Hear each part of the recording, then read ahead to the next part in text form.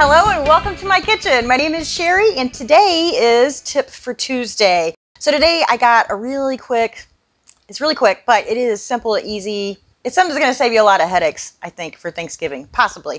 Anyway, before I get started, if this is your first time here, you love food and fun, hit the subscribe button as well as the notification bell and be sure to check the description below. You'll find details on how subscribing helps to feed the hungry. Okay, this is my tip. Maybe you guys noticed something a little different today.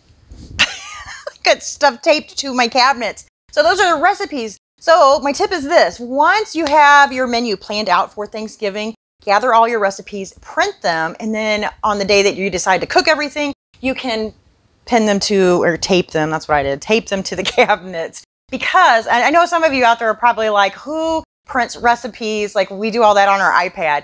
But I have tried that, at least, you know, in my experience, that I've got to have the thing charged. Sometimes it's going dim. I'm getting food all over my electronics. So it's easier if I just have all the recipes. That way, especially if you have a recipe and it's like 2 parts, you have to bake part of it and then maybe do another part later. You're not pulling things back out, you know, as far as cookbooks or whatever. You just have everything in one spot. So I think this is a really good tip. It helps me anyway.